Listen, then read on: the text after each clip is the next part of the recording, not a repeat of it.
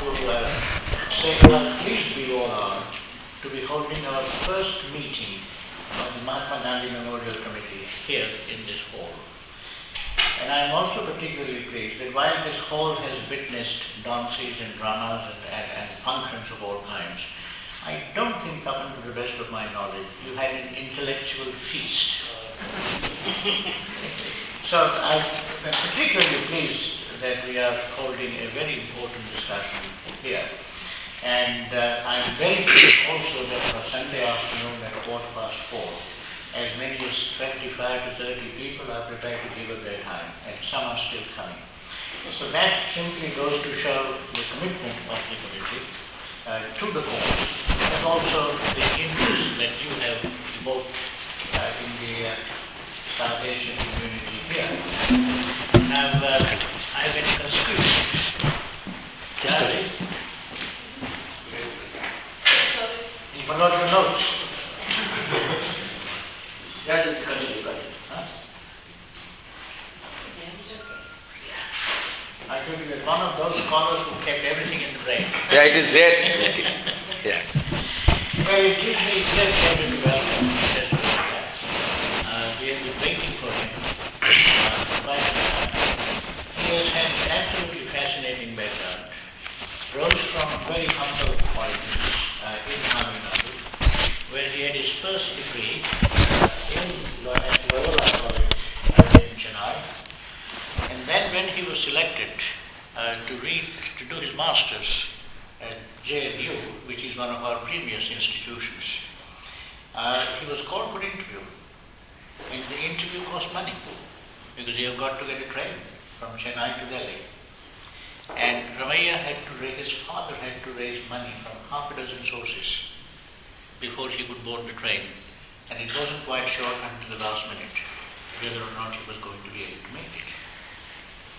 So with that kind of background, and I can tell many moving stories from my, not personal experience, the experience of many people, that moved many of us. When I heard the story when I was at JNU giving a lecture, and I said, look, your kind of story is very moving. And immediately on the spur of the moment, I said, my family would like to institute 12 scholarships for MPhil and PhD students. And I think I say this because there is a message for us here too, that those of us who are well off, and it doesn't cost very much. I mean, Chennai to the Delhi is about 500 to 700 rupees, which is not even 10 pounds. And if you study there, monthly it costs you in your days about 1,500 rupees. Today it takes me about 2,000 rupees. It's 25,000 rupees a month, a year, which is 300 pounds. And if we were to adapt, my family, we adapt 12 students like that, which is only about 3,000 pounds a year, which is nothing. And I think if you are looking for causes, worthwhile causes, I can't think of a more worthwhile cause than sponsoring SC scheduled caste, ST scheduled tribe students at our great universities in the hope that they will go on to do MAs and PhDs and do two things. Not only would that improve their life chances, but it would also provide intellectuals who will be able to give voice to the problems of these communities and give them a national presence. So Professor Ramaiah then went to JNU, did his master's, went to Bombay. I wouldn't take you through all the turning points of his life. Eventually did his PhD at JNU and is currently professor at the Tata Institute of Social Sciences. Very often confused with Tata Institute of Fundamental Sciences, but the two are quite different. This is based in, one is based in Chembur and this is based in Colaba. Those of you who know about it.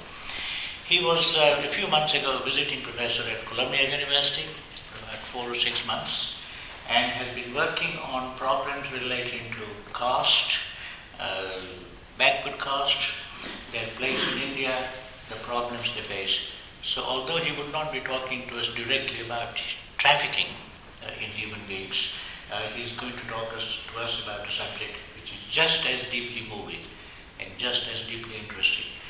Not only for anyone who cares for human justice, but for anyone who cares for India. They know that if India blows up, this will be one reason why it would. And 16, 17% of the population is badly treated. So, Professor Ramaiah, with those few words, I welcome you and invite you to speak to us. Thank you, Professor, for this lovely introduction. I really consider it a great honor, and it so happened that I happened to be the first person to speak in this hall. So I'm really honored, and it's moving to see so many Indians here, except two. Professor Gary Craig and his family. Wise, this, which is part of the University of Hull, invited me to be here as a visiting professor for 3 weeks. I am really thankful to them. And the Gandhi Committee and the Foreign Trust and their contribution probably made my visit possible here. I am thankful to these two organizations. This particular event has been arranged by Professor Gary Carrick, so I'm thankful to him personally. And I'm so delighted to see so many of you Indians, fellow Indians, being here, making your remark wherever you go. So it's really, I'm delighted to be here. How does one start? Because we had a very serious presentation with the PowerPoint a few days back. Now, after talking to Professor Bhikhu Parekh yesterday at his home, so we wanted to make it a little lighter and raise some issues and leave it to you. And we will more of an interaction. You can raise as a number of questions and I'll try to respond to it, so that together we'll try to understand the gravity of the issue that we are grappling in India. Maybe I'll start with the just interesting discussion going on in that corner. My young friend was talking about trafficking in Nepal. That many young girls have been pushed into this kind of a practice. There was also discussion why this. Somebody was telling there is poverty and somebody was telling there is religion. Now these two things are very, very crucial. Whether poverty pushes somebody into such a practice or a religion pushes into some practice of this kind, or both are complementary, which is a cause, which is an effect. This is like egg or a hen, what came first, and that's kind of an issue. I also do not want to completely ignore the topic that we were supposed to also talk about modern slavery. In the Indian context, if you think of modern slavery, you can think of bonded labor, you can think of child labor, you can think of the sexual trafficking, and manual scavenging. So broadly, we have these two major, four things that comes to my mind, that manual scavenging, trafficking, child labor and bonded labor. Now, India has not done a all India level study to assess the magnitude of the problem of these four areas. But whatever limited data we have clearly indicates 80 to 90% of all these categories are from, by and large, either they are scheduled castes or scheduled tribes, as Professor rightly said. Predominant in these areas, by and large, from these.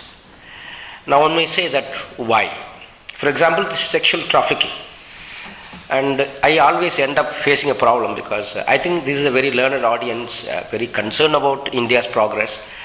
With that hope only I am sharing certain things very frankly, and I wish you take it in a very academic spirit, not as some, that I am saying something bad, but take it that way.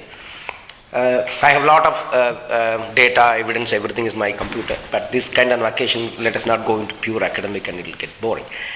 Why there is child labor, why there is bonded labor, and why there is trafficking, and why only from certain communities? Now this question, there is poverty all over. There is poverty among Christians, there is poverty among Muslims, there is poverty among the upper caste. I am saying these are frank talk, so please take it. There is poverty. I come from Tamil Nadu. In Tamil Nadu had a great history of anti-Brahmin movement. The Dravidian party led a very serious movement saying that the Brahmins are Aryans outside India. They should be thrown out, only then this state will progress. Like India as a whole, the British as their enemy, once they are out, we will progress. So each state also has its own politics. Now, if the Hindi is a problem, once Hindi is stopped, we will progress. And I am one of the victims. I still remember as a 5th standard child, I also participated in Hindi agitation, Hindi down, not knowing anything. Absolutely, it was not my fault. But only when I boarded the train from Chennai to Delhi, I realized how foolish I was. But it was too late to realize. So language, people do politics out of language, people do politics out of religion, people do politics out of number of such things. So when you think of sexual trafficking, young girls into this kind of a forced sex, then one sees is it only poverty or something else. When tries to trace the history, and they are predominantly of Hindu community, to which I also belong, and one traces there is something I found, Devdasi system.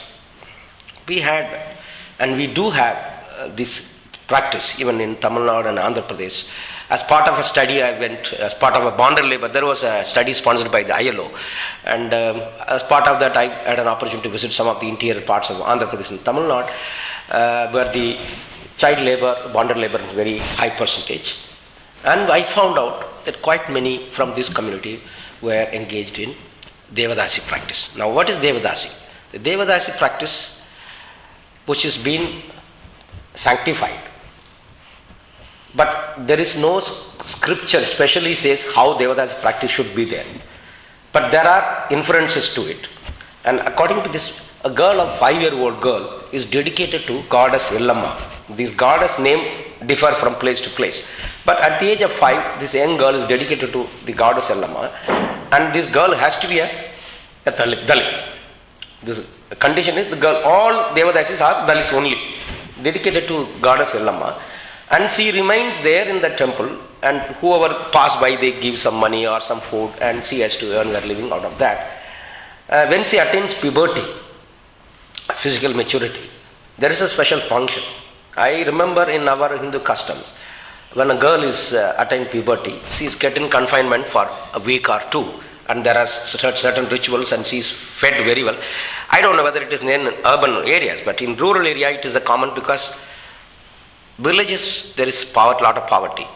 So during that 10-15 days of confinement of that young girl who attained puberty, every family is supposed to come and feed her. So after 15 days of confinement, that girls really put on weight, become very healthy, more pretty.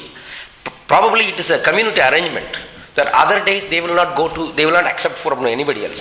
But during these 15 days of confinement, when the girl attains puberty, it is the practice of the community that every family has to go and give food and feed, and whether the family is in a position to give her enough food or not, but during these 15 days the family gets enough food and the girls end up eating enough food, and she comes out after 15 days of confinement very pretty, healthy, those kind of a thing. Now here what happens in a Devdasi system kind of a practice, when she attains puberty, on that very day there is a special function organized, and every village is informed this function is going to happen, so everybody comes, and there is a public bidding takes place. So whoever is paying the highest money, she is supposed to sleep with him. Now it so happened, one of my students in Maharashtra, it is the government of Maharashtra wanted a survey to be done in Maharashtra. Even among scheduled castes, there is hierarchy. It is not the Brahmin versus non-Brahmins. When scheduled caste versus scheduled caste is also there, because the caste system is like such a thing that everyone practices. As much as Brahmin believes, Dalit also believes, and among them there is hierarchy and there is discriminations. So the one of the scheduled caste called Matang community wanted the government that all the government benefits have been taken away by one particular scheduled caste that's called Mahars, and we are left dry, and we want a special survey done, and we want a special provision, quota within quota. This was the issue. So I traveled all over Maharashtra, 5,000 families were surveyed, and we found out, yes, their condition is relatively poor. And there I found a boy from this very Devdasi community. He started explaining, it was very moving, and he took me to his house, and his story was, his own sister was forced into this. As a young boy, he couldn't take it. So, on the very night she was supposed to be sleeping with her. And who was the bidding? 80-year-old man offered a high price. And she is at most 13 year, 14 year maximum. Now in order to escape that, because this girl was very pretty it seems so, and the feudalism was there everywhere operates even. So this boy took her sister and ran away from the city and went to faraway place and escaped. So this moving story, because earlier the elder sister was trapped into it and she is there. What is instituted in the name of goddess Ellamma becomes over a period of time because accepted, it becomes your culture. And we also begin to claim, this is your culture, you should not give up, assert it, and don't give up to anybody else. That kind of indoctrination takes place, so it becomes a problem. So this boy, I brought that boy, made him part of our project. He got admission in Tata Institute, I helped him. And now this fellow also qualified for a students exchange program and he has gone to United States. A boy from that background, given that opportunity, made such a remarkable achievement, which in short period of 2 years, he was unable to communicate in English, but this 2 years period he picked up so much and he is one of the students selected. Why I am saying, somewhere, knowingly or unknowingly, we are also part of this system where women, young girls are pushed into this kind of a practice. And then as part of the study, there is a district, Sangli, in Maharashtra. And so I made some contact. There is a woman there from that very community, Matang community. It's the entire area is prostitution. So when I went with my assistant, another man, they took me as a client. They dragged me, no, come, either aa jaiye, udhar aa jaiye, come this side, that side. I said, no, I have come here this purpose. I want to meet so and so. I want to talk to her. And then I established a contact and I had my interview with the lady. The point I'm saying, and they call Devdasi Mahila Sangh. Devdasi Mahila Sangh association they have. And when I interviewed the woman who is head of all those things, and he says ultimately at the end of the day, now do you think this has to be banned and this has to be? And this lady says, no, it should not be banned. Why are you saying that? At least some avenue is left to earn their living. You want to ban, then what will you do? I think that's height of pathetic situation. You know what she says? No, I know everything, I know all this problem, what is happening. But even then, I will not say you ban it because at least through that means they earn their living. If you ban that also, where will they go? I had no answer to it actually. Because it's nice to talk, no, this is bad thing, this is a bad portrayal of India, you cannot allow this. Now what will you do? He asked me, will you give money? I mean, I'm a poor professor, so I said, I cannot give money. Then get lost. This was her response, literally. Then I came back and this was the view. What I am saying, knowingly, unknowingly, we are all party to such a things. And we are not doing anything consciously. But there is some historical roots to religion. And so it is high time for us to see whether we can look at critically our own traditions. Whether we call it a great tradition or little tradition, but we also need to see our own tradition, see whether we are anyway party to it. In fact, Mahatma Gandhi's dream was also, saying that, these people have to be educated, redeemed, all those things. And I'm so happy to see a number of you well placed, comfortably placed, and as Professor rightly said, that you have a role to play. Role to play not only just sending money, but also to look at critically our own traditions, whether we are somewhere party to this. And if we say that yes, we have also a role to play, whether you can do something about it, whether we can look, because as a person part of this religion, this is what my exercise, and I have traced number of things. See how child labor is linked, abuse of women is linked. You have Dol, Nari, Pasu, Gava, ye sab tharan ke adhikari. Basically, this is how abuse of women is justified. That the drum and cow and unpad, they will work only when you beat them. And the violence against women in rural is en masse. And here, because of the good laws, and maybe one begins to realize this is unfair, people refrain from. But otherwise it is, one does not feel ashamed of beating women, because it's also, it's a kind of a glorification of your own patriarchy, all kinds of things, which is very common. So it is not just emerged somewhere suddenly. It is not just poverty. What I am saying is not just poverty. It's also historical roots to it, and we have our own religious traditions. I have so many things what religion talks about, where subjugation of certain communities, subjugation of women, all glorified. And I have a number of slides to it, you will be shocked to know. Unfortunately, Mahatma Gandhi also somehow stood by it and glorified. But this is not to, put Mahatma Gandhi in bad light. Maybe, I don't know, context demanded, because he is a Sanatana Dharmi and he wanted the religion to be intact, no, criticizing a religion. But we cannot just blame the past all the times. Oh no, that happened.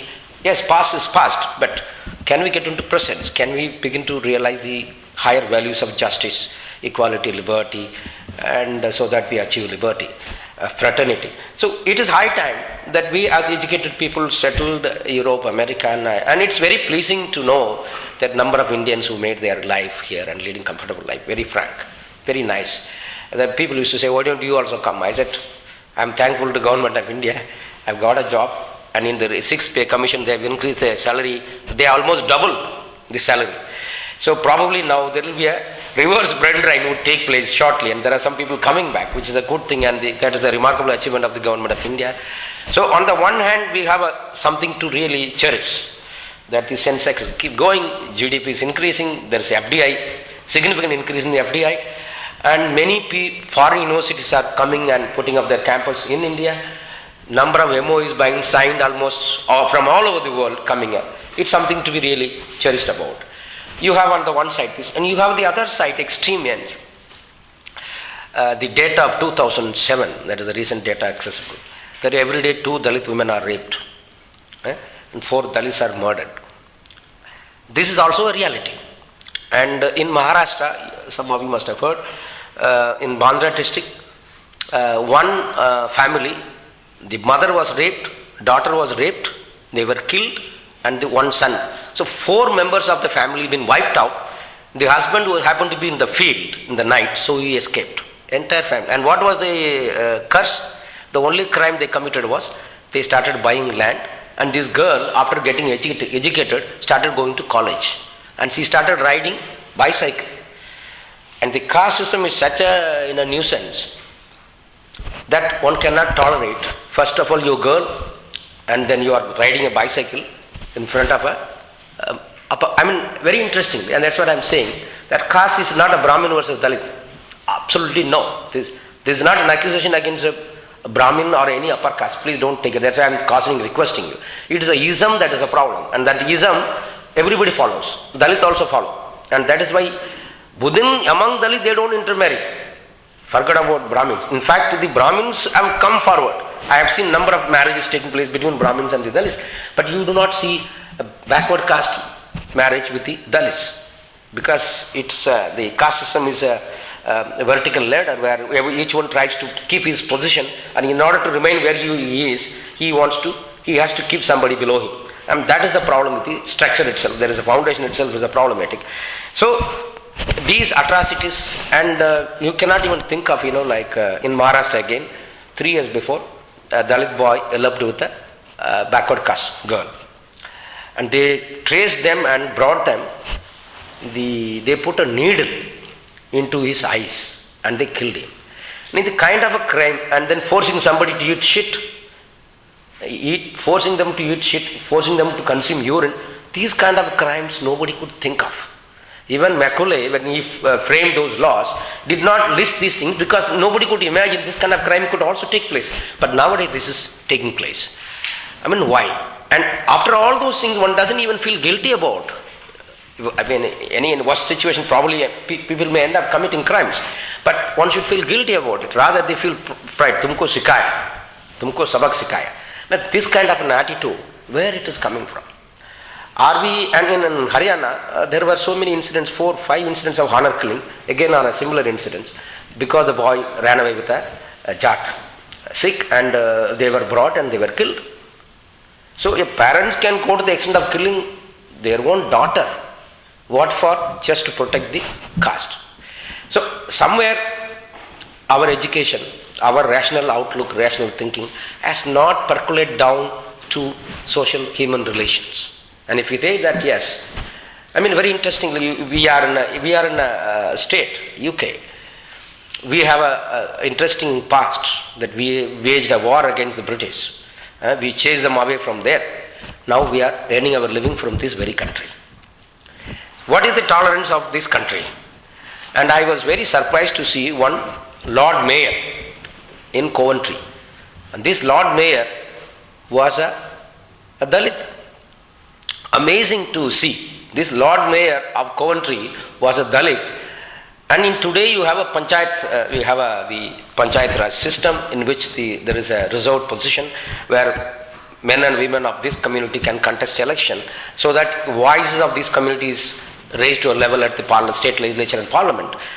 You have number of Papapeti, Kiripeti and these kind of constitution in Tamil Nadu. I come from, so I know more familiar.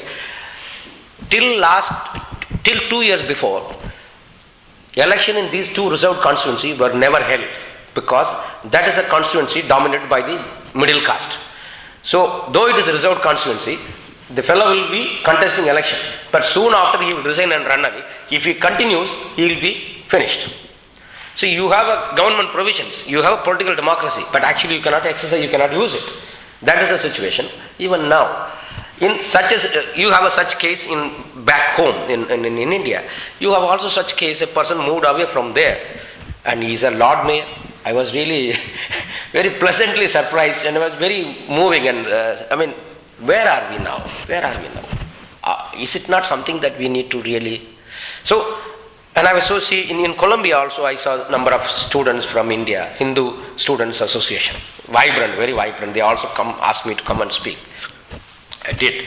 So here also in UK we have a number of organizations representing our religion. So it is, don't take it as, I am blaming, but it is our moral duty to critically look at where are we going, where is our conscience. Are we really contributing, or we are in a way trying to perpetuate this system which may be the past?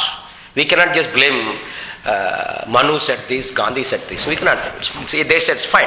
What are we doing now? Are we somehow upholding to this tradition, or there is a scope for us to really intervene and say no, learn to behave civilized manner and learn to respect our own citizens, men and women. So when you talk about modern slavery, it's not a poverty which generally we tend to take it. Once the poverty is solved, but there is a historical religious tradition to it, backing it. And somehow we all have internalized it. I am saying, when I say we have the Brahmin, Kshatriya, Vaishya, Shudra, Atishudra, Chandala, whatever you say, everybody has internalized this tradition, because this has been, we have not been given the text to read every day, but it has been through oral tradition, we have imbibed that, and it is there so strong. And as you know that any European you meet, at the most is I am an Indian. But the moment we meet an Indian, what comes to my mind immediately? Which caste you belong? That is what at the forefront.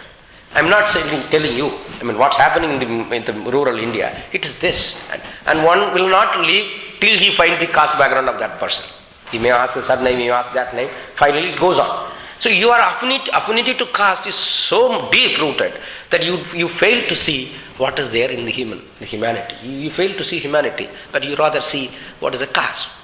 In fact, Swami Vivekananda, as again a very strong advocate of Hinduism, said once, a Brahmin is a state of mind. It is not a community. A Brahmin is a state of mind. Any individual can be a Brahmin. It depends upon what you are engaged in at that moment of time. If you are into pursuit of education, you are a Brahmin. If you are into defending somebody, you are a Kshatriya. If you are into engaged in some business, you are a Vaishya. And if you are doing some manual work, you are a Shudra. So he said it is a state of mind, it is not a community. I mean, it's a lovely interpretation. But the reality being that the caste is by birth. And unfortunately, Mahatma Gandhi defended that whatever you may do, please don't change your traditional occupation. Now, fortunately, I would say, we have not stuck to that advocacy of sticking to traditions. Fortunately. Otherwise, if 90% of the Indians here are from the Brahmin community. And fortunately, they broke this tradition. Otherwise, we will end up doing just puja in temples, which is not possible. and we'll be at a loss. So fortunately we broke the traditions. Now we have people in various traditions, various vocations. That's what's supposed to do it, and that's nice things we have broken. So it is when we are able to break that, I think people from the lower rung should also be somehow motivated to break the traditions and go wherever you want. That liberty, that freedom is what something we have to nurture. And if your association, your affinity to religion can contribute to that, that one way of nurturing is what Professor Parekh said, that Institute of Fellowship. But more than the fellowship, I would say more than the fellowship, a critical reflection of self, of trying to learn, trying to look at individual as individuals, irrespective of what caste, what gender, what belongs. I think that is the great contribution, I would say, more than the money. Money, yes, of course, is needed. But more than that, this critical self-reflection and trying to associate oneself with the other individual on a humanitarian level, on a human level, is something more needed than the money. Money will come, definitely. You have such wonderful examples. Because if I go beyond that, it may little, it will be taken in a different sense, negative sense. But my sincere appeal, and I am so frank on this because I had been to Professor Parekh's house yesterday. I had a nice meal. We had a very frank discussion on this, and it was his suggestion. Don't make it a very PowerPoint, very academic. It's informal. So that is why I am just making an informal session with an appeal that you have a greater role to play to address this issue. Not in terms of money, which you have been doing it, but at much more deeper level. That try to tell people back home, please, they are fellow citizens. You want the citizenship to be on a prominent, not caste or anything else to come in with that. And with that appeal, I will stop it. Any number of questions, I will try to respond. And if I can't, I will take the help of the chair. Thank you.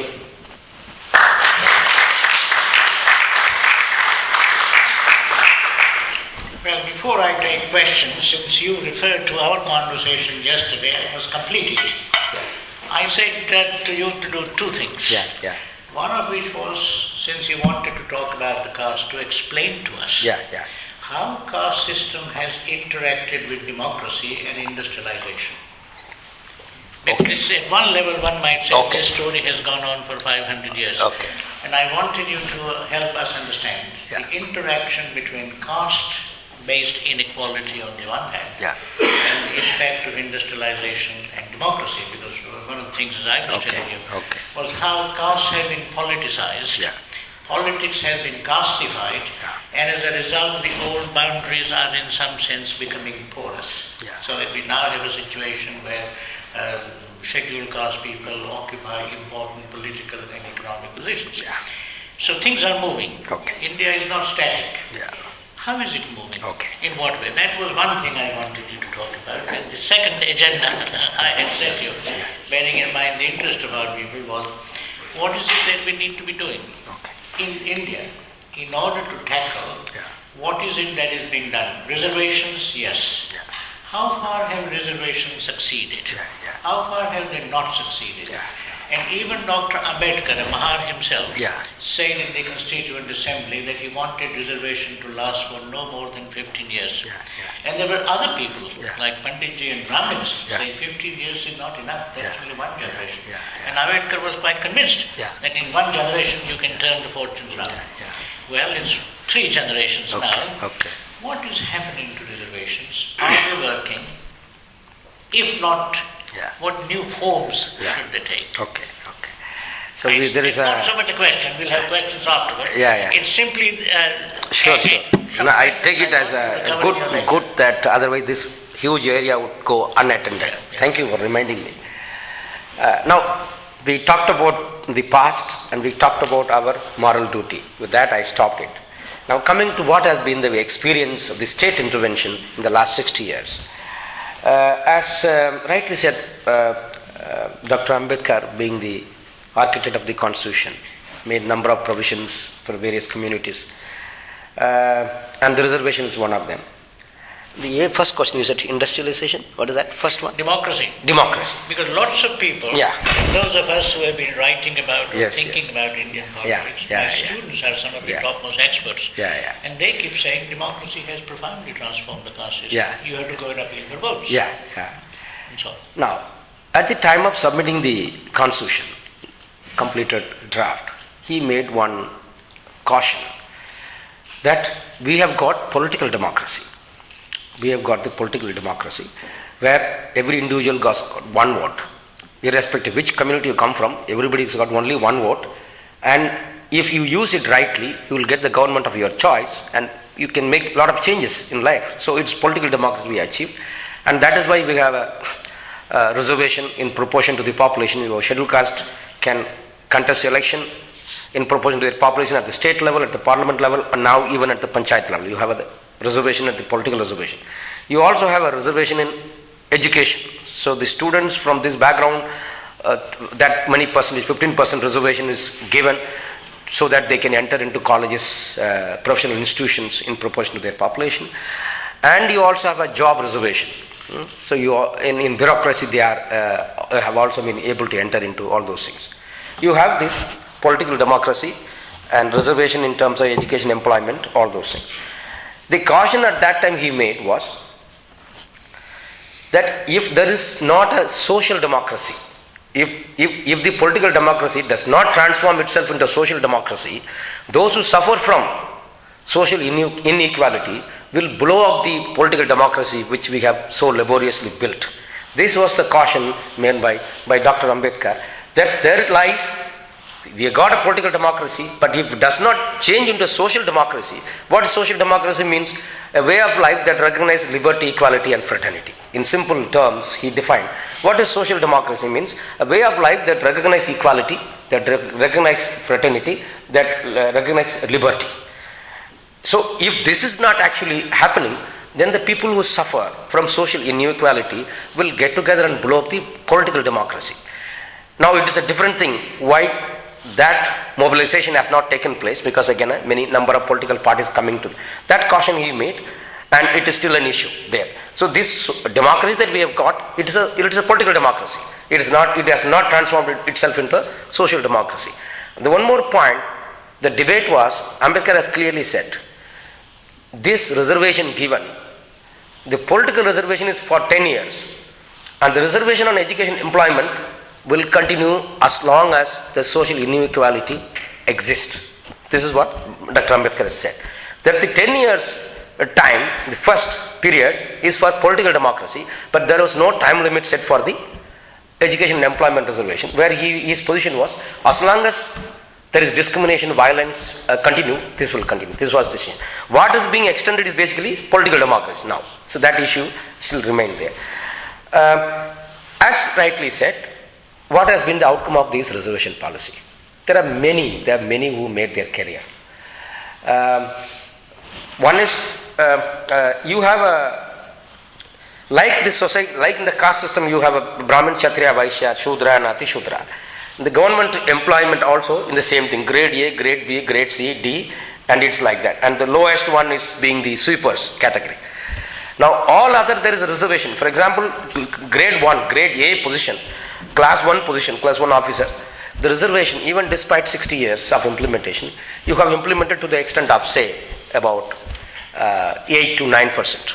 The remaining, out of 15%, the remaining positions remain vacant even after 15 years. And the usual thing is that we have not found a suitable candidate. But if you come to the lowest rank, that in the position of scavengers, it is 200% reservation, meaning that nobody other than this community takes up this because of various social reasons.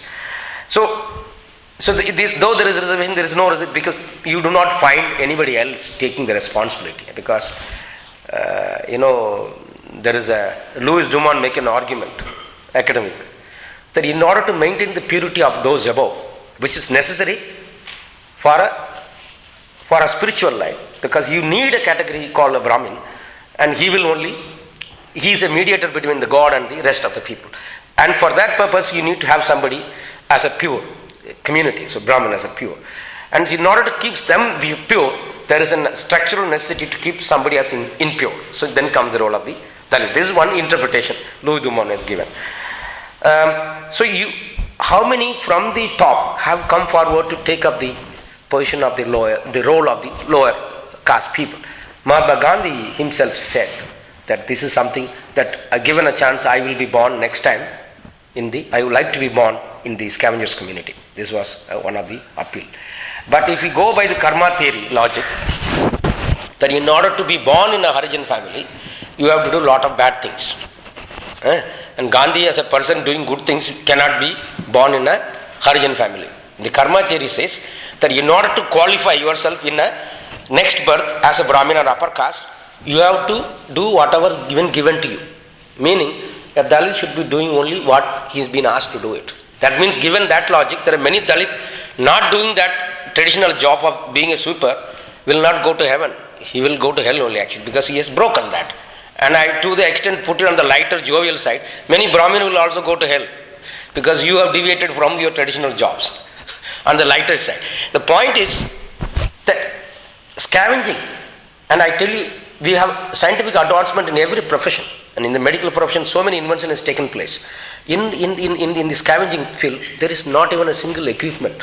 People dive into the gutter just tying a rope here, and many people get killed right there because of gas. A survey, our department, our institute did 2 surveys. One is in Maharashtra, the other one is in Gujarat, where the scavenging percentage of population is very high. The data indicates nobody lives beyond 55 years. The life expectancy of the scavengers is just 50 to 55. Afterwards, you don't know, everybody dies. Everybody dies. And many of them are women. So is it not something that we have to focus on? Is it not the job that we all have to do it? And this country has done it. And the dignity of labor all over the world. And I have seen in front of Columbia University, Indian students working in a hotel, which is just opposite to the university. So the dignity of labor is so good here, nobody bothers. But in India, we have a problem. We tend to look at, this fellow, this job is very bad. So there are many issues of this kind. Yes, state intervention has helped. Many people have become professors, many people have become scientists, many people have become bureaucrats. But when they go back to their village, the situation remains the same. I have seen some of the people do not want to even go to the village. Why? Now they will ask me to remove my chappals. You have today I am talking about, when you go to your own village, I was asked to remove my chappal. Not in my village. Of course, I walked 10 kilometers away for some study purpose. Where are you from? I openly said, like a Jain, I am from this village. Oh, inka beta hai. Chappal nikalo. Otherwise, you will be thrashed, you will be beaten, literally. Now it's a different thing, you are a professor, you get this thing, all kind of, that is a different, at that point of time you have to survive. These practices do exist still. What are we doing? Yes, there is Professor Thorat as a UGC chairman, we had a K.R. Narayanan as a president of India, we have Chief Justice Balakrishnan as from this background. But these are nominees. Okay, you appoint somebody, you get the votes of the entire community. There are politics behind. Even during BJP government, we had a number of people from this background. Now, these political gimmicks is not going to resolve. I think that's what Mahatma Gandhi said, change of heart, which I still have a high value on that. Change of heart on the part of the so-called dominant caste. Because, I used to tell even in the class, because Tata Institute, the women's, there are many feminists who really assert and a lot of things, good positive about it. I say, women get together talking about women's empowerment is not going to help. Because ultimately the person who violates women's rights it's men. So you have to convince the men, because they are the people who perpetrate violence. Unless it goes into their mind, Baba, you are wrong, the violence will continue. Because the power is with the men, the job is with the men. How many women get together, you will resolve that issue. At the end of the day, is the man who is a earning member. Most families, there are exceptions. Here it is a different thing. But wherever, most of this, it is the power is with the men. And if you want to end violence against women, you have to deal with that man. Look, what you are doing is nonsense. You can't do this. It's unfair. So similarly, when we want to resolve an issue, we have to deal with the person responsible for it. Whoever is violating, that person has to be educated. Not the person who is likes and being violated. No, you should educate yourself. You should mobilize. You should fight. So it has to be reversed actually. And so, state intervention definitely has helped. If what's happening in the rural India, when there is a crime against a women or a Dalit, you go to the police station, and the police station you hardly find any Dalit there. And the person who violates is the custodian of that law. How you will protect him? And this fellow calls the very person who violated, somebody has come with a case against you, and just pay 500 rupees, finished. You have very powerful laws. I think Indian government is doing its best. There is no denial about it. We have a reservation, we have people representing at the parliament and legislature, even at the panchayat level. We have a number of bureaucrats, but ultimately that's why I am focusing, making an appeal, it is ultimately in the people's psyche. If the police fellow, if he thinks that he is an upper caste, he will not think that somebody has violated the right. It is fine. How dare you can walk with a chappal? What is the crime? This fellow has walked in his own village with a chappal in front of his house. What an issue. What an issue that we are grappling with. So it is a change of mind which Mahatma Gandhi was talking about. I am just appealing on that line, which you don't have to spend any money. If our association really contribute to that, appealing to people, appealing to other organizations, look here, we are somewhere wrong. If that can make a change, it's fine. Reservation policy is fine. Now, I would say you stop the reservation policy. You stop the reservation policy. It doesn't, okay, stop the reservation policy. Or you say, reservation policy, each according to the proportion. You have a backward caste 50%, keep 50% reservation. You have an upper caste 15%, keep that percent. You have a Dalit 15%, keep that percentage for reservation. What will happen? Today, all the feminists got together, fought together, and then the government is also thinking positively of extending the reservation for women. All these years we have been abusing that reservation brings inefficiency. Now you are saying reservation is going to help the women. How it is justified? I in fact told them that the Dalits have brought the country to the ruin because many people who came to the reservation are inefficient. Now you are going to bring many women, inefficient women. Are we agreeing to that logic? So it is just passing the buck in all those things. It's ultimately I am saying that one trying to be very honestly address the issue. The honest way of addressing the issue, just think that I am a human being and I only deserve this much respect only, nothing more than that. And it is my moral duty to help as many poor as possible, irrespective of what caste, what gender the person belongs. I think we need to work on that. Industrialization has taken place, green revolution has taken place. Most of the Dalits are landless. And those who own, about 25% of the Dalits, the all India level data indicates, about 25% of the Dalits are land owning.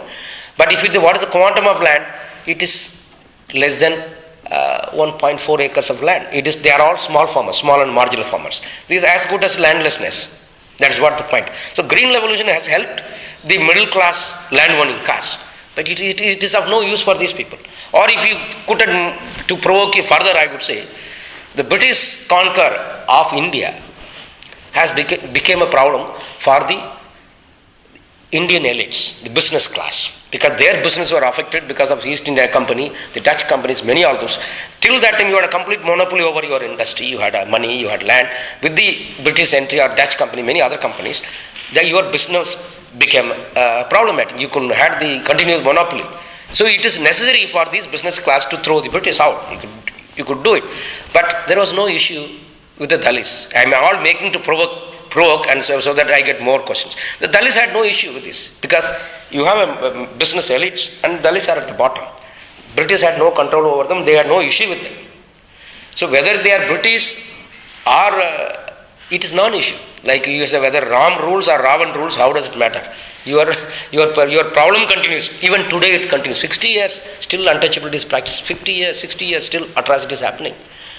So I don't blame government. We have a machinery. It's ultimately the issue of honest admission of we Hindus saying that we are somewhere, we are unfair.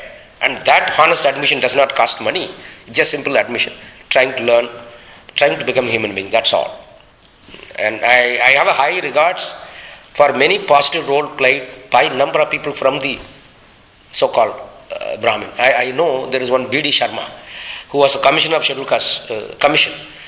Till date, the report he wrote is the best report of really highlighting what is the issue. There are many Scheduled Caste commissions also have come up.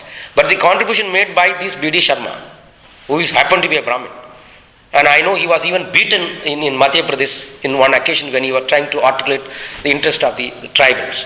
So there are dedicated people from this community. Krishna here. There are so many people from this community who have really dedicated their life for the cause of these people. And Gandhi tried his best also in various ways. So it is not, blaming some community. It should not be taken that way, please. That is not the idea. It is not the idea. But somewhere we are party to this structure, oppressive structure. You have to work on it and deal with it.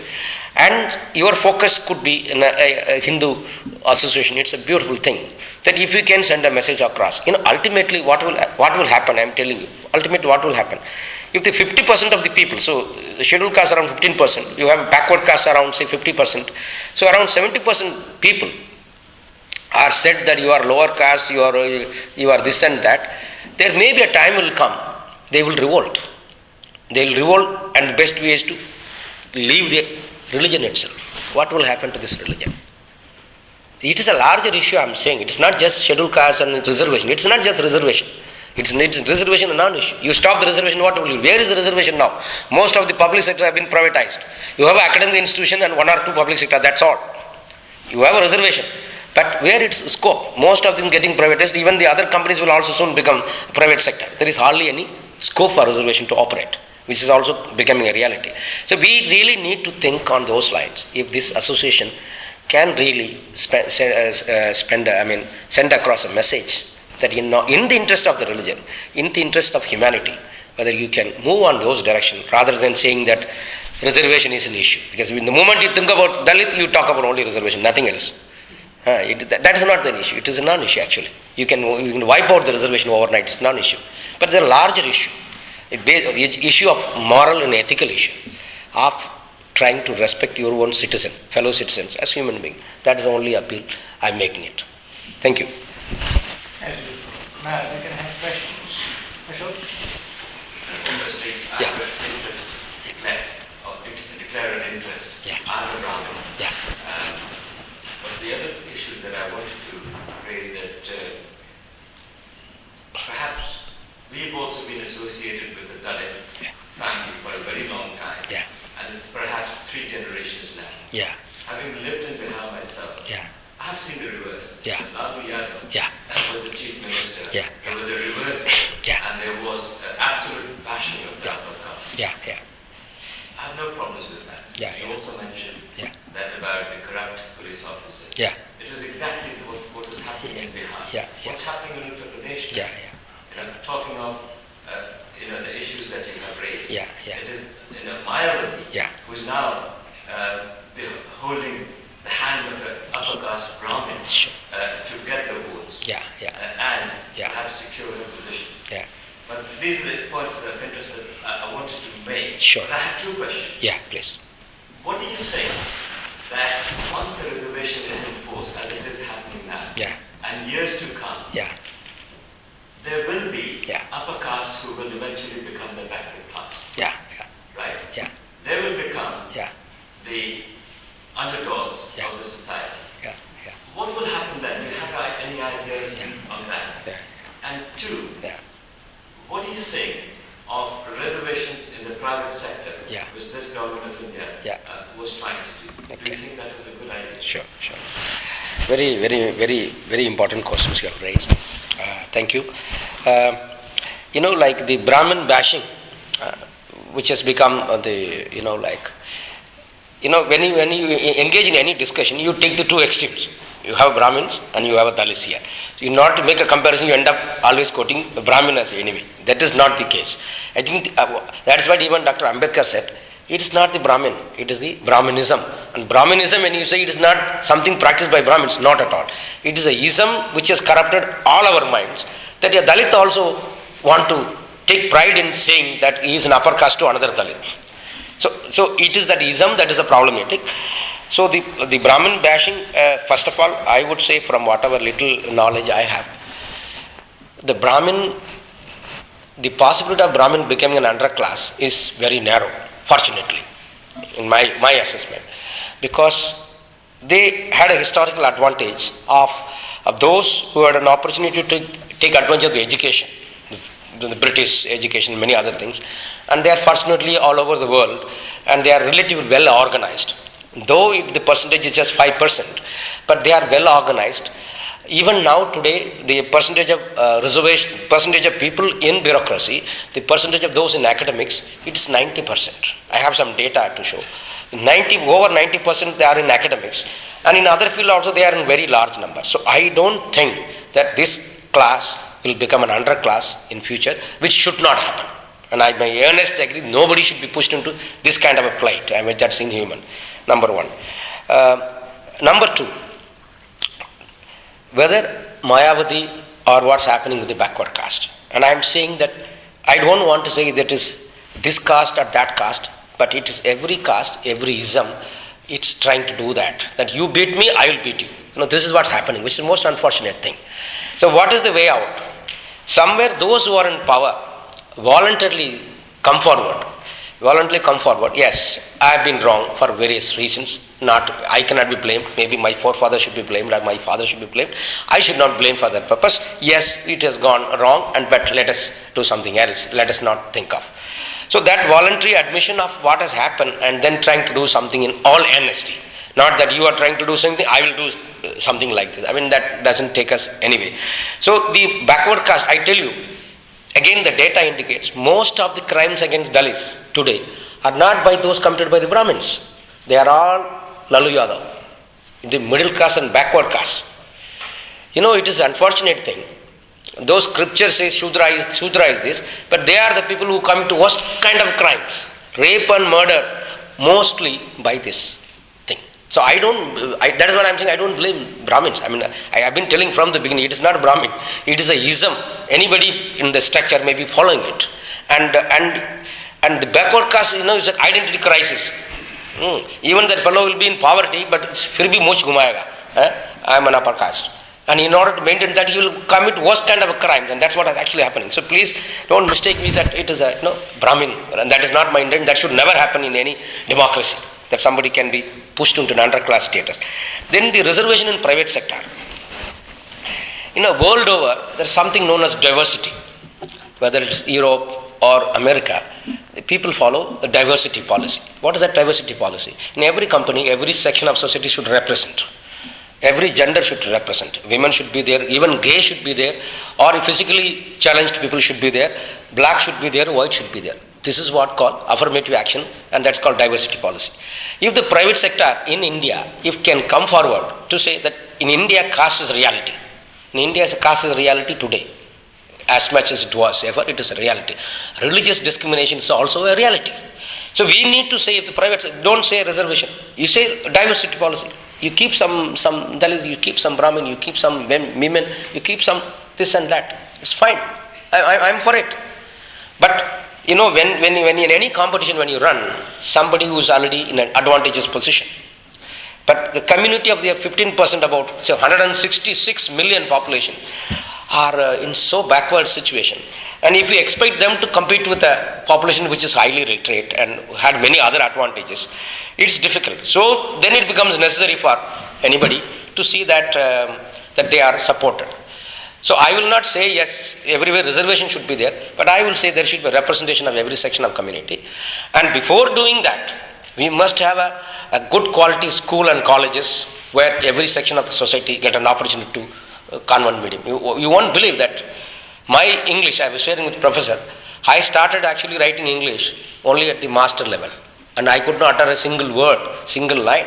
And I started learning, and you imagine my plight. In Loyola College, my friend is there, Loyola College, one of the topmost elite institutions, I landed up there through reservation. And through reservation also happened because I was good at music, all those things. Lot of extracurricular activities. I had a lot of certificate, and that was social work program, they valued that certificates, I got admission. But then I could not write a single sentence. Literally I could not write single sentence. In first semester result was so poor, the teacher called me, "What is this so poor?" I said, "Sir, I will go away because I don't understand any." Even Pune talking English, I could not say anything. I could not follow. So I let me go. He cautioned me, no, you will improve, you stay back. But by the time second year, I could improve, I could command, I could write and all those things. So this somewhere entry point has to be there, and that has to be really helped. And with that entry, I am here sitting before you. So it is not that, the people have not done it. People have done it. Yes. I'm an Indian looking from outside. I wasn't born in India. Yeah, okay. Last time I went to India was 2005. Yeah. You present the country. Yeah. One thing I failed to understand, Yeah. misunderstand or understand, the definition of upper caste and definition of lower caste. Yeah. What do you mean? Yeah. Who defines who is what? Okay. Very interesting. Now, who defines? I have a number of slides, but I don't want, it will be very hurting again. There is a Hinduism, there is a religion called Hinduism. Although people say, in Vedas or any scripture, there is no word called Hindu. In the existing literature, nowhere it is mentioned, there is a religion called Hindu. Nowhere in Vedas it is written. And it is said that it is the Mohammedans, when they invaded, they wanted to distinguish themselves from the rest of the population. It is a name given by them, that they are Hindus and I am a Muslim. This is one argument. Now, who is an upper caste, who is a lower caste? Veda, which is supposed to be ancient Hindu literature, which says the creator God, Lord Brahma, created from his mouth some people called Brahmins. From his arms he created some people called Kshatriya, and from his thigh he created some people called Vaishya, and from his feet he created some people called Shudra. And at that time it is said that this is a fluid section. As a Brahmin, it is your duty to be the priest, to be the educator, to be the advisor. And it is the duty of the Kshatriya, those who sprang from the arms, to defend rest of the people from all aggression, to be the warrior, to be the king. And it is the duty of the Vaishya as a provider. You have to give food, whatever is business engaged. And Shudra is supposed to engage himself in a manual level. So there is a religious text which talks about who is a Brahmin, who is a Kshatriya and Vaishya, all those things. Now at that stage it was very fluid, open for everybody. But then there is another scripture came, written by Manu, and that's called Manu Smriti. And some of those things what he has written is horrible, really horrible. And probably somebody like you is asking this kind of, if you read, you yourself will say this is too much. He said that some of those things to just bring to your notice, few things, since you asked these questions. The scripture says the Brahmins are the visible gods. Gods are invisible, but the Brahmins are the visible gods. He is exempted from all tax. No, whatever he may indulge in, he cannot be punished by the king. There are a number of things, and nobody should see him whenever he eats food. On the other hand, and the whole world is his property, others live in his charity. These are some of the utterances made by Manu. And the other extreme, we take Shudra. The Shudra is supposed to be a slave. He has to serve the rest of the three Varna as a slave. Because we talk about slavery, and there is a clear utterance in the scriptures of this kind, all those things. I don't want to go into those, and he should not have any property, Shudra should not have any property, all those things. I don't want to go in details because it's very unpleasant things it becomes. So it is codified, it is defined. It has become by birth. A Brahmin now has to be from somebody from that family. You can't qualify yourself to be a Brahmin, it has to be by birth. That's what. Brahmin is the higher caste. Higher caste, the topmost. And Shudra is the lowest caste. Who is the lowest. And you have Ati Shudra, there is somebody below Shudra, they are called the Dalits, scheduled caste. People still believe in that? That is why there is crime and atrocity. Yeah, you are right. I am very, I am happy, Mr. Shah, you are asking this question because unfortunately, you are not there. India is supposed to be a highly educated country. Yeah. People still believe in things like that? Okay. I have seen four hands go out in that order. First is Nitavin, then Dr. Yusuf, then Sona, He has been then raised. Karmava, and Dr. Sandy, and Hemant. Right, we start with you. Yes, sorry. It's good to have you. Thank you for coming. It's quite a lively debate.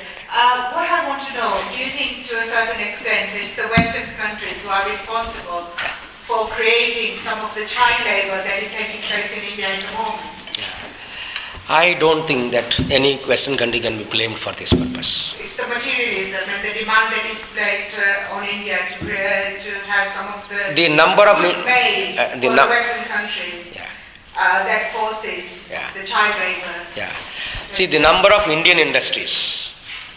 If you go to Sivagasi, you do not have any European company forcing them to child labor. These are all, and this is century-old child labor. It's not today. It is century-old. Child labor has been in practice for centuries. You can't blame any outsider for that purpose. Yes, they are now, MNCs are coming. Does it put pressure? Because the demand is greater on India now to produce the goods that Yeah. are required by Western countries. Yeah. Yeah, obviously that pressure is, I cannot rule out that possibility, because when there is more demand, there is more pressure on them. But we have started that, and they know that Western country, they know here is a cheap labor, we can make more profit out of it, so it can come. I agree. I'm sorry, this is not a question, but I want to just put a point there. How will you reconcile the fact Yeah, that a child yeah, who's the only child, husband is dead or not working, yeah, is the only sole breadwinner of the family? Yeah. So either this child works yeah, or goes to school. Yeah. If he goes to school, there is no bread for his Yeah, yeah, mother or yeah, for his yeah. brother who's not, Yeah. Yeah. who's maybe an infant. absolutely. Now it's very easy for us to say Bad. this is wrong. Yeah, yeah, But from that point of view, it's Yeah. very difficult to reconcile a fact. And I think it's just not the child's fault yeah. that he's not going to school. And how do you address that? I fully, my young friend, I fully agree with you. You can't blame, there is nothing to eat, and he is the only earning member. And if you say this is against international law, I can't accept child labor, then you pay. They are saying that you pay then. I don't want. Tata Institute is a social work institute that many students take, sir, we have to end up this, we have to end the child labor practice. They go and rescue them. Afterwards, what will you do? Who will look after the family? So I think that is why it is not, it is a larger issue of the country as a whole. That unless you ensure some bread for that family, you cannot actually rescue that child labor. It is not, it is a momentary, rather he will lose that opportunity also afterwards, he cannot go back to the same fellow. I agree with you. It's not a simple thing that you can just talk about. Yes. I didn't finish this. Okay, come, please. Yeah. I was going to make another point. Yeah. And the other point I was going to make, you mentioned earlier on Yeah. that it's the men who do the beating and Yeah. obviously the women who are Yeah. taking action. Yeah. But do you not think Yeah. that women who, to a certain extent, need to be told that, it's not their fault? Yeah. And they also have to be educated, Yeah, that, yeah. They have to be strong. Yeah. And they have to be told that, what beating they are getting is wrong. Yeah, yeah, So it is important for Yeah, them to yeah, raise yeah, a voice yeah, yeah. in the society Yeah, also. Yeah. See, that is something which is going on. We have number of NGOs mobilizing women, saying that this has to be fought, this is against the human rights. It's going on, and I am for it. But that is not the only solution. No. What I am saying is, so far we are thinking this is the right one. I am saying this can go. But real problem is, when there is somebody chori karta hai, wo chori ko pakadne ka pehle. There is somebody thief, somewhere problem comes, you should stop. You should educate him. It is very important. They both need education. Yeah, that I am saying. They also need education. Just by, because women are, the fact is, they are powerless. They are powerless, and money is with the hands of the earning member, most families, with the men. And it's not that all men abuse women, no. There are many cases where the men are abused. It is not to undermine, but most cases it is the reality. So, I only say that education should go that side also. Dr. Yusuf, in the context of the modern day slavery, Yeah. I think you are very well educated and informed, and you have touched upon the complexities of various issues, religion, politics, everything. Coming back, how we can change, Yeah. how people from outside India Yeah. can influence things. Yeah. One thing I feel is education, not just the lower class, Yeah. but also the upper class, because by heart they are all good people. Yeah. Only when they believe what they're doing is not wrong, and they have to be educated that what they're doing is wrong, that's where the government is failing, and that's where the focus should be, number one. And the number two is, in terms of what is good here, that isn't fully implemented there, is a human right. If government politicizes and establishes human right in the Western standard into India, that gives everyone the same right as a human being. I think Western influential people can put the pressure on the government to use that for the future. Would you agree? I fully endorse. My entire discussion is an endorsement to what you are saying. But what I am saying, there are issues, like this may be taken at a different level. This is not the first time. People have been appealing to international bodies also, please do something. Or there was a conference in Durban. The UN also, it is an issue now. Interestingly, now there is single equality bill. In UK it has been passed because the Manchester University undertook a small study, and they said about 58% of the people from Asian origin have experienced caste discrimination. It is here. It is a study findings. Study has been questioned. I agree, and they are going for a major level study. But I also come across a textbook. Where saying Hinduism is this, Shudra should be treated this, Shudra should be given broken dishes, all those things. These are past. Now it is being printed and taught in the school curriculum. And I have the slides also here. And I was shocked to know all those things. Now when we say that the community has to be educated, that is what the only thing, because there is no amount of confrontation will resolve an issue. That you have done this, I will beat you. No, that is not and I said, every human being has a good soul. I mean, no human being would try to kill somebody else. I don't think anybody, irrespective of which caste, which religion. And that's what even Swami Vivekananda said, behind every soul, higher or lower, there is an unquestionable feeling that you can also achieve great heights, provided given an opportunity. So this is what something that we need to work on as an organization, that if we can tell, look, forget the past, but now don't indulge in such things. So I endorse your point. Basically, it's a change of mindset. That's change of mindset. That's all. That's one mind. That's what comes up loud and Change of mindset. But my question was coming round to that. Yeah. You asked for a change of mindset from the upper class. Yeah. What is your community or what is the Dalit community doing for themselves? Now what? To get out of this? Can you just me a little more? What do you expect? No, not what I expect. Generally. What I believe that it is wrong to do anything to somebody. Say, Hindi mein bole to zulm karna bura hai. It is equally bad if you take it. You suffer from it. Now I got your point. Thank you. Education centers have been set by government. Is the Dalit community willing to send their children for education? Have they got off of that stigma that they want to educate their children? Because I also feel education is the key. Nice, very nice thing. What are you doing? The young gentleman doctor said that most of the people are in bondage, child labor, and they are the only earning member. And it's nice I vividly remember school days. In most villages, people do not carry books because they carry the plate. Because at least you are assured of one meal. One meal you are assured, at least I remember running to the school with the plate. Because you are assured of one meal in the school, so you rush there. Everybody wants to. Do you think anybody will enjoy suppression? If there is violence against women, do you think women will enjoy? Nobody would like to face harassment, humiliation, subjugation. Nobody will enjoy. Everybody wants to get out of this suppression. But then what is the way out? If there is a school, you have a number of instances. In India, there is a nutritious meal scheme introduced. And it so happened, some of the women from this community were appointed as to cook. And there is a protest by the entire village. The food cooked by a Dalit woman will not be taken by the non-Dalit children. So many instances, so many places this has happened. Recent survey indicates. Now, these boys wants to go. The problem is, first of all, I don't believe in, directly, you hit me, I will hit you. I don't that. I am a very believer of non-violence and to that extent.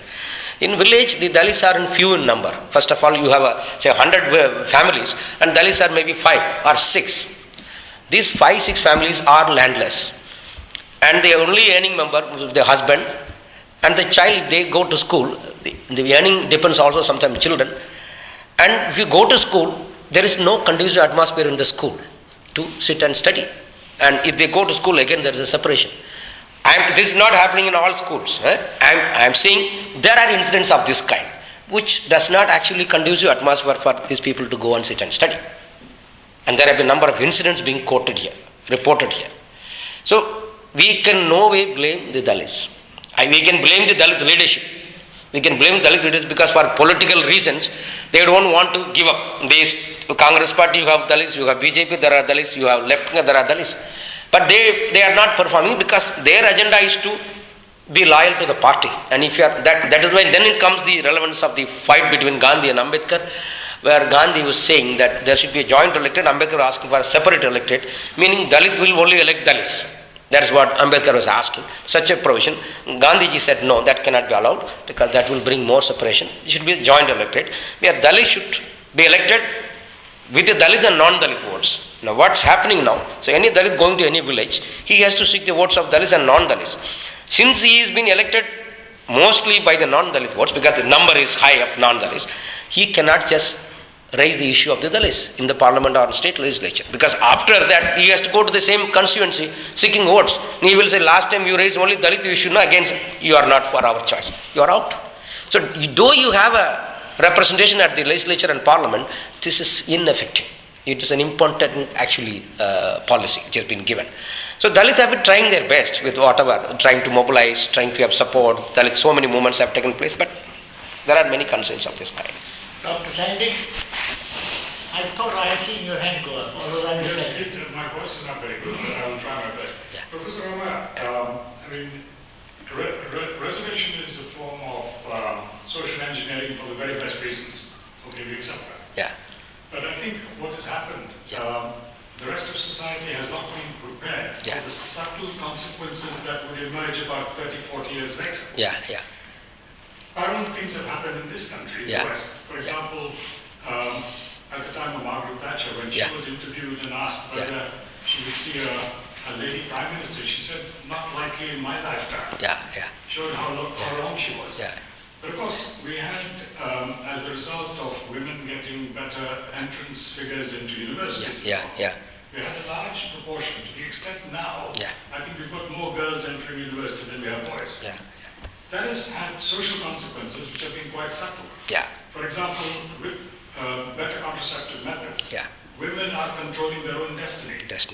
They don't have to be economically dependent on the husband anymore. So that has caused a disruption of what was described as the nuclear family. So we are having those changes taking place. And if the rest of society is not prepared for the consequences of that, we have a problem. I did note the cunning definition of Brahman which you mentioned. Because even a Dalit can then aspire to be a Brahman at least for some of the time. Though the reality might be something different. Yes. We have a situation even in America now, North America, where there has been affirmative action or positive discrimination against blacks. We now have a situation where there are more black women being educated at university than there are black men, which is causing social consequences because they can't find husbands. 1 out of 10 black men will have been in prison at some point in his life. And this is the sort of problem that is likely to, what my point is, that unless we prepare society for the consequences of these very noble actions, we will get caught out. I agree. A very valid question. The apprehension, what will happen if this is allowed? It's a very serious question, very relevant question. The difference between the women's gender issue, that if too much of a liberation for the women can break the family, more and more nuclear family or a single women family, this is very common, it's coming there. But in the case of the caste categories, I think every father would like to, every parents would like their children to go up in life. Every parents would like to go up in life. But we say that if they are allowed to go up, what will happen to me? That apprehension is genuine apprehension. I fully endorse. But somewhere, this gap between where they are located and where we are located, that has to be bridged. I don't want that the A is coming and taking over and throwing B down. That should not happen. And there comes the state intervention, because there is some balance, somewhere some balance. But we don't want to perpetuate the extremes, polarization. Of the one kind, 90%, there is nothing. With this gap, wide, very, very wide gap, been there for 50, 60 years, that has to be narrowed down over the period of years, and we should be willingly doing it. It's not, in fact, I would say, despite reservation, we have not been able to achieve. Suppose if we don't have, do you think we'll be able to achieve? The point is that. I mean, given any civilization, we should not have any reservation for any. Let people complete. But even with the reservation, we are not able to bridge the gap, even narrow down the gap. But do you think that without the policy, social policy of such kinds, that we will be able to do it? And history has shown number of times, number of countries, that there have been many countries with a policy, they have been able to bridge the gap to some extent. So I think that is an area. And apprehension is genuine. But we need not to apprehension go to such an extent that we want to work on that you should be there only. Maybe you should be a little more open and okay, try to come. The gap will always remain. And I tell you, we should be also prepared that there have been some thing wrong has gone in the past. You know, like when you start beating a cat inside the home, it will keep on running. When situation comes that he cannot escape, it will start bouncing on you. This is a simple psychology. Do we wait till that time? My point is we should not wait till that point. We stop beating probably, then we'll settle down. Yes. Manila. Well, I was just thinking of the parallels in this country for Victorian society. Yeah. Which seem very similar to the situation, if you like, in India. You know, the social discrimination that exists. And it took something cataclysmic like the war to change it. And it was really only in the 80s when, for whatever we condemn our Thatcher for, there was a social mobility, which I have to say that my children are beneficiaries of. And it has taken a really long time. So, what my point is that does there have to be some sort of cataclysmic event that will facilitate this sort of change in India? Or that is why, I fully endorse your point. From the beginning, I've been telling, let us not wait for that moment to occur and then, set the house in order. Let us do it voluntarily, yes. There have been past incidents where we have gone wrong, and the result is that our mind has been corrupt. That I tend to look at individuals not as individuals, but as black and white, or as lower caste and upper caste, and we have to set that in order, and rightly our friend said, change of mind. Once there is change of mindset, we will be willing, okay, somebody from this background has come, I will appreciate that. Rather than saying, tum log bhi idhar aa gaya kya? Instead of looking at it, tum log bhi idhar aa gaya. It's very common in villages to see a woman, I can quote number of examples. A woman on the whole day, hard labor, sitting in the street, stretching her leg. And I am quoting the all patriarchy example so that you will be able to relate it better. A man comes cycling. The expected norm in a village society, when a man comes like this, the woman is supposed to stretch, take her leg backside, or you get up and go inside. This is what the societal norms. So anybody who is, and I used to tell my mother, you be there, no problem. Go on, taking, who will do? I said, you just be there. It's so pain, the whole day she's stretching, sitting, relaxing. But somebody come on cycle, you are supposed to either get up or you pull your leg back. This is what the expected norms. Now, if any woman not doing this, what is the reference? इसलिए बारिश नहीं होता है. Meaning, that is why there is no rain in this place. How weather report and connected to these women's, this is what the mindset. I am talking about mindset. That he cannot question that, but he will say बारिश नहीं हो रहा, इसलिए बारिश नहीं हो रहा है. How do you change the mindset? It's a very big problem. And I tell you, in our Indian, this mindset is linked and glorified in religious scriptures also. So, as you rightly asked, either you change, otherwise an event will happen, that will be too costly. Do we wait that? And I tell you, organization like this can do a great job in changing this mindset. Voluntarily. I'm saying voluntarily. And I don't underestimate anybody's soul that he can be so adamant and he will not change. 3 questions, because I've seen 3 hands. Karan, your hand has gone up a little earlier. Then I have Gary, then I have Hemant, and then I have Mrs. Yusuf. 4. And I think by that time we should be just through. I didn't have a question. I just said that the core of what you said is mindset. It's a change of mindset, which again, as you rightly point out, is very complex, and there's lots of scopes to it. And that message comes up now in my head. Thank you. Thank you. Okay, Gary. Yes, I just wanted to pick up on one or two points that have been made. Nita was suggesting or asking whether in an era of globalisation the West should take some responsibility for what's happening in terms of child labour in other countries. And there's no doubt that it should.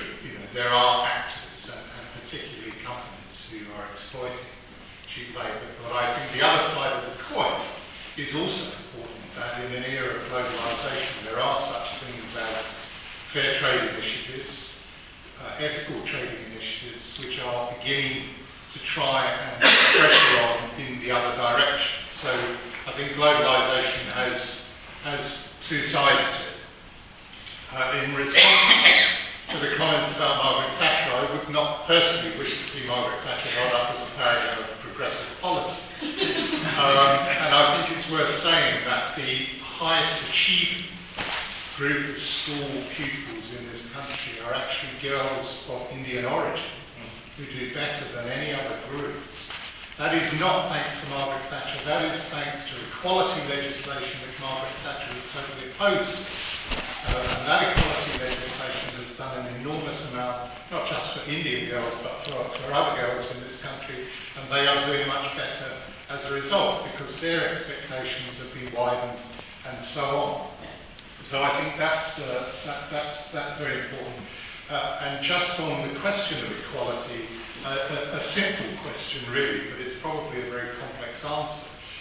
People probably miss this in all the furore about the general election being called, but in the week before Parliament dissolved, the Equality Act was passed, and as a result of campaigning by several organisations in this country, the Equality Act now includes a provision that discrimination in the UK on the basis of caste is illegal. I just wonder, Professor Ramaiah, whether you think a simple piece of legislation like that in India might have an important impact to make discrimination on the basis of caste illegal. I endorse the first point we made. The second point is a question to me. In India, I think this is one of the constitutions in the world. It's such an elaborate provisions of dealing with untouchability and atrocities. And we have two powerful laws. One is the Prevention of Atrocities Act, Scheduled Tribe Prevention of Atrocities Act, which was passed in 1989. Then way back in 1955 itself, there was an act passed, Protection of Civil Rights Act, and this act was meant to deal with the untouchability issue. Anybody practicing untouchability is likely to be punished under this law. But there were many atrocities, and whenever this law was implemented, no, this is untouchability, not atrocities, so don't file the case. So if it is untouchability, then there is no atrocities. If you commit, then there is no legal issue. 89 they passed this law. This is much more powerful than including this caste within that single equality bill. But as far as implementation is concerned, I would say this single equality, the effect of single equality bill will be much more powerful than the two laws that we have in India. We have two laws, but the implementation so far is so bad, so poor. Even such open, blatant violence and murder that took place in Maharashtra, the final judgment, that is the only case after so many years, there was a pronouncement against the accused. But the argument, the basis on which they gave is that it is not a caste-based violence. They said it is not a caste-based violence, it is a violence. So that should be punished, but it is not a caste-based violence. But actually it is. So I would say, because I see people are law-abiding here, I see. This is not to undermine my country, but people are afraid of law here. And I see everybody following very carefully, driving on the road. And in India, 100 rupees give and get away and go away, all those things. This is not to talk bad about our own country, but these people are law-abiding here. People are scared of law. And I tell you, even just adding one word caste will bring really serious consequences. People, I will say it will make a difference here. Because people have to live here. They don't want to be arrested here under this law. And I am sure it will. But our problem is different. Can I just mention to Professor Gary that Margaret Thatcher's name was mentioned not as a cause of emancipation of but as an effect. To the extent that even she was taken by surprise at the subtle changes that were taking place in society, though that she became a prime minister against her expectation. She was not opposed, but she was unusual. She suppressed her own political women colleagues. So I think that's She couldn't read her own future correctly. Thank you for correcting Gary. Henry.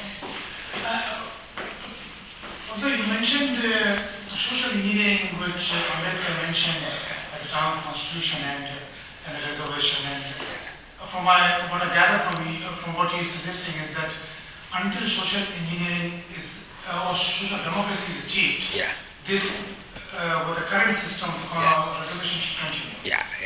Now, I quite agree with all the atrocities, the wrong things, and our interest in the environment. I quite agree that all this is wrong. But on the other hand, there has to be a better system where these people are brought up to an equal level. By reservation, I think there are two things. One is we are divisive. The society is becoming more divisive mainly because inadequate people may come into a position where they don't be suitable for the job or inefficiencies coming in, as you mentioned. That will have, I think, more of a negative effect than a positive effect. People should come in, there's no doubt about it, they should be equal, they should be human beings, and all this is wrong should go away.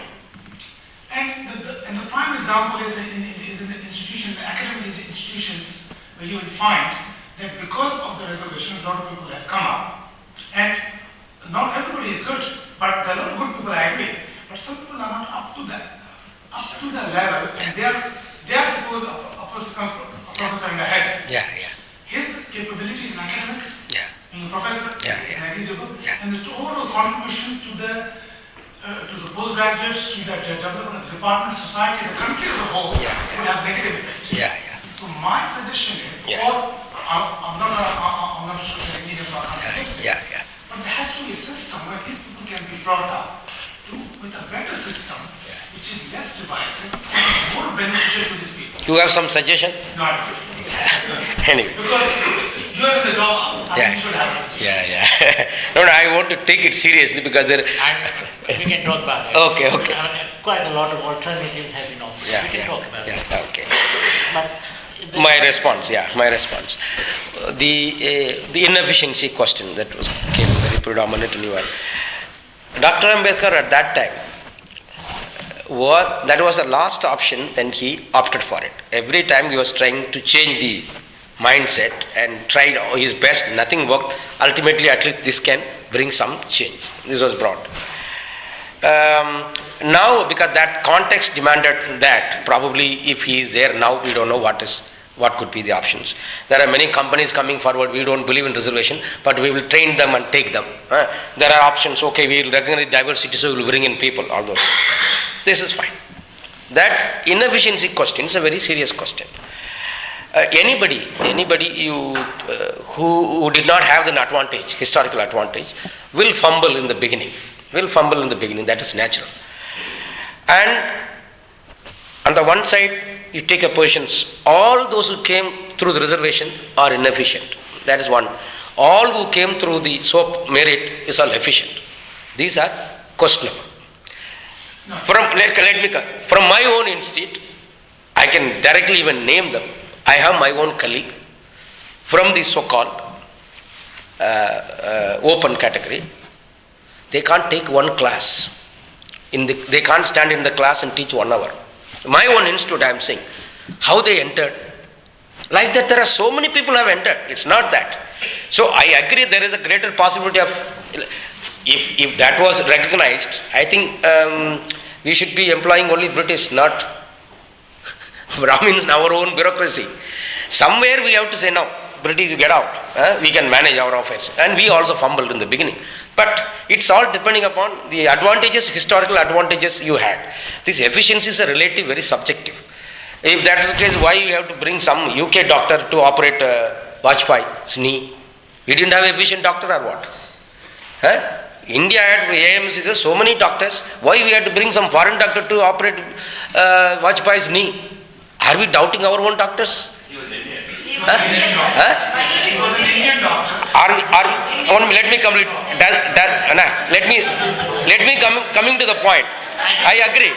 No, sir, only 1 minute. I agree with you. I'm Indian doctor. But is that only somebody who goes to UK only can become efficient, and if you are on the review, that means Indian institutions are very bad? And if they are 90% of the people are Indian or Brahmin, that means you can't be, everybody is inefficient. I mean, these are all subjective. I will not go into that accusation mode. These are subjective, historical advantage some people had, and we need not focus on that. Thank you. You will have the last word. Yes. It's a very enlightening talk. Thank you. Really interested. My point was, you mentioned Hinduism teaches about the caste system. Wouldn't the religious leaders have a lot to do in explaining and clarifying and getting this kind of discrimination? They would have a lot of role, because if you believe in a religion, then you're bound to follow the principles of that religion, and no matter what, you're not going to change. So the religious leaders, could they doing anything about it? Last question, but to change the mindset. Yeah, last question, but most problematic question. In my opinion, I wanted to avoid, but you raised these questions. See, in Hinduism, there are ashramas, brahmacharya, grahastha, vanaprastha, and sannyasa. There is one. Then there is also purusha, goals, what a Hindu should be doing it. There are problems there. Now, if you say, when you say brahmacharya, first from the birth till 25 years, that is brahmacharya stage of a Hindu, and in which you are supposed to educate yourself, abstain yourself from any sexual conduct. You should devote and you should learn under a trained guru, gurukuls. That's what a Hindu is supposed to do. Now, this is what a Hindu is supposed to do. But if you go little deep, this brahmacharya is not available for every Hindu. A Shudra who comes around 50, and if you take Adishudra around 15, 75%, are not supposed to have access to education. Now, it is a nice thing to talk about. This is the grahastha, brahmacharya. But this brahmacharya stage is not open to all Hindus. It is only what is called savarnas, Brahman, Kshatriya, Vaishya. Because there is a ceremony called Upanayana at the age of 7, and then with that the person is instituted into an educational mode. This is a tradition. I am not saying it is being followed. But if you say religious leader, the religious leader advocate this, that as a Brahmin, as a Kshatriya, as a Vaishya, you are supposed to do this. As a Shudra, Nati Shudra, you are not supposed to do this. Then if you move on to the next stage, what's called Brahmacharya, Grihastha.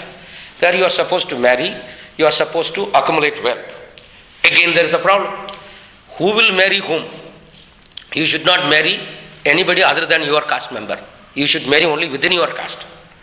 So if you are confined to your own caste, where is fraternity feeling? I would say, he is a Hindu, but he is an upper caste. Because I can't go to that street. That fellow will trash me. Then you have access to property. You are supposed to earn property. The scriptures clearly says, Shudra should not acquire wealth, though he may be capable of doing it. Clear utterances by Manu. Like that it goes on. So everywhere these things are there. It's nice to teach, but if you go little deep, if you say Varnashrama Dharma, things have been cleared. It is not that open to everybody today. So that is a problem. If you ask a religious leader, he will teach only this only. So there are problems. That is why there are religions where people can take some lesson from there and deal with the issue. But here there are problems. There is no scope for this kind of an religion advocating emancipation of the people from there at the bottom. There are limitations of these religions. Thank you. Is anybody so anxious to ask a question that you would go away utterly dissatisfied if you didn't have the time to ask the question? So, And one last word. No, before I say something. Last but one. Yeah, last word. I'll have the last word. Yes, sir. Can I? Yes, Yes. As a chair, you will have it. Yes. One thing you mentioned about changing the mindset, which I agree, but it's not a practical solution. Yeah. Right? You can't go and tell a billion people, Okay. I'm sorry, half of you are thinking wrong, change your mindset. Yeah. It isn't going to work. Nobody will. Yeah. What is the practical solution you think? I really, if you really ask me, I really don't know what to do. If you ask me, I really don't know. It is such a complex issue because unless, otherwise then it will lead to civil war kind of a situation. As you said, Thatcher, what happened, it will happen. And we don't want that, really. That is why it is a voluntary. It has to, I want this to happen voluntarily. Otherwise, these people, that is why social mobility. Things are changing. Like my grandmother will not let these people come in the house. Yeah. And in the same house, I was studying and living, I would go out and have dinner with them. Yeah. So I think the situation is changing. Yeah. It is not maybe changing as rapidly as we would like to change. Expected. And I think somewhere as a society we have to regenerate ourselves. Yeah. That is why I am saying organization like this, it is called Hindu Association. It is your greatest responsibility and role. You have a major role to play on this. That is why I am saying nobody else can. See, if a Dalit asks, it will be treated as something he is pleading and requesting. But if the association like this, which is embodiment of the power, if this advocates what our friend was saying, if this advocates, yes, there is a danger involved in continuing with what we have. And it is our moral and ethical responsibility to address this issue. If this goes through this, rather than saying, oh, Ramaiah is saying this, he is attacking Hinduism, we are not going to land up anywhere. That is not the idea. That has been my experience. The last thing that I wanted to say, maybe once it's here. Yeah. No. Sir, because I'm seeing more and more hands going up. Okay, I have no issue. And it's all just want to answer that question. And it is all Hemant Sharma's fault. Because he asked the question and you have provoked 3 more questions, Hemant. No, I hold you responsible. Dr. Yusuf, Gary and Chodua. The answer to the question is how do we change the mindset of a billion people is like asking a mouse how it's going to eat the elephant. One mouthful at a time. Struggle, but one mouthful at a time. Yeah. Quick. I think we have heard a lot of negativism in this respect. One positivity I want to bring up is the financial prosperity in India now changing the social play. Because what we find when we go today to India is that you cannot demand the same from the Dalit or any other lower class what you used to, simply because there is a demand and supply issue. And that is socially changing the whole engineering. And today, they are more organized and financially coming up. And probably that is a positive thing. And although it is not engineered, but it is happening. Okay, Chodua. As the Indian films have tried to diminish this divide, rich and the poor or the upper caste or lower caste. As the Indian? Indian cinema. Film, okay. Very interesting.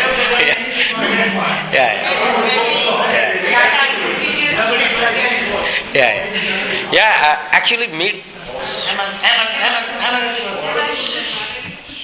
The meeting is in danger of breaking up into small parts. Which simply goes to show that you are all getting slightly tired. Or so excited that you must share the thoughts with the next person.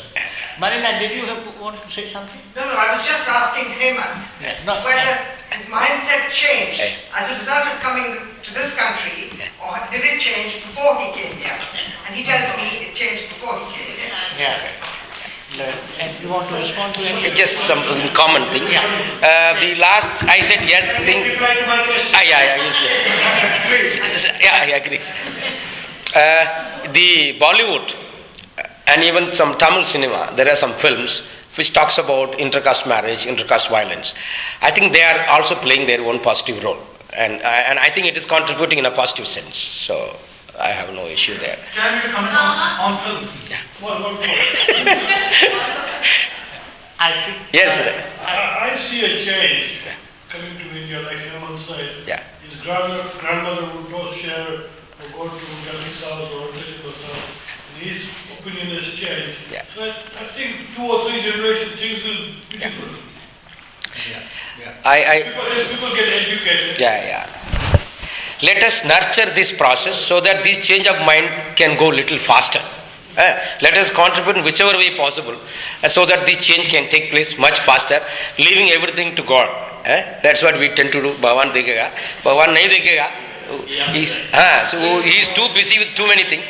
And the last point I wanted to say with the chair's permission, please don't take it as I criticize something. No, for God's sake. Because I had some very unfortunate experience in some other class. No, because see, we are all thank pretty tough people used to taking quite a lot of knowledge. Yeah. And Hindus in particular Yeah. have been taking knowledge for nearly 2,000 years, including at the hands first when the Muslims came and then from the Christian missionaries. They couldn't make sense of our religion, mocked it. And that didn't make any dent because Hindus, they either defended themselves or withdrew into their shell, and therefore no one here is particularly defensive about what goes on. I think we have had a very good discussion. A very large number of questions have raised, and I think it's very important when you think about the caste system. Important thing to bear in mind is that at a certain point in history, caste acquires rigidity. It didn't have that kind of rigidity early on. First point, otherwise we get the history wrong. And the other thing to bear in mind is there have been strong dissident movements against the caste system throughout our history. If Shankara defended caste system, Ramanujan attacked it. Then you had Hindu-Muslim joint movements like Kabir and Nanak and others. After all, so we have had a strong tradition of dissident movement. Otherwise, during the independence struggle, the Mahatma wouldn't have been able to do what he did if he didn't have this powerful tradition, stream of thought behind him.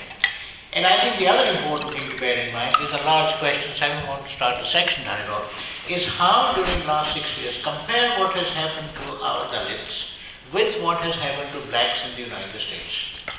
Their history, no way similar to ours, but nevertheless, it took 250 to 300 years before they even acquired a right to vote.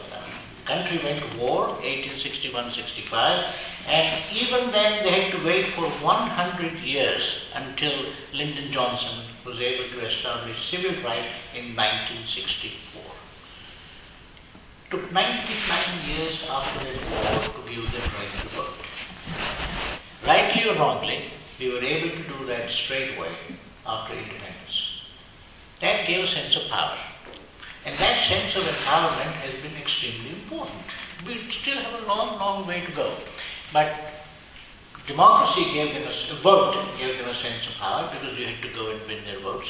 Industrialization blurred the boundary because you don't know who is Dalit and who is not. People move about freely.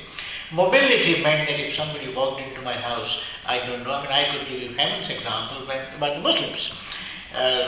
We had Muslims coming, but they were always served in a separate plate when my grandfather was there.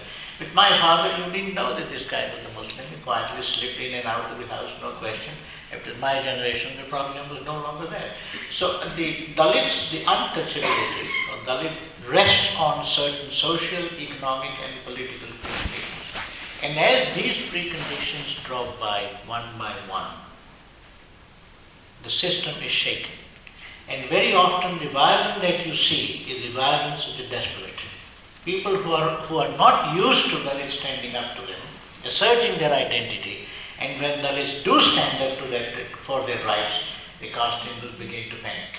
So at one level, violence is a sign that of Hindu brutality. It is also a sign that their brutality is on its last leg.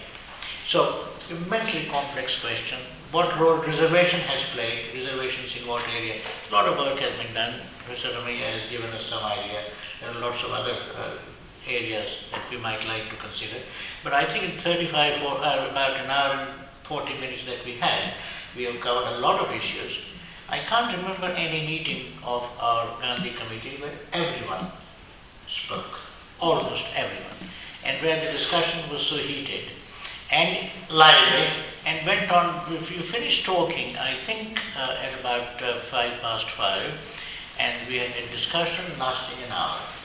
That's a great tribute to you and tribute also to this wonderful group of people, my colleagues and comrades, who have thought a great deal about this and gave you some idea of how people outside India are not only as knowledgeable as, but sometimes more knowledgeable than people in India on Indian issues. Thank you very much. Thank you. Thank you so much. Thank you so much.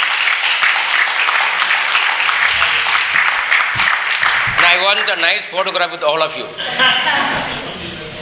So that I will see what are you all going to do.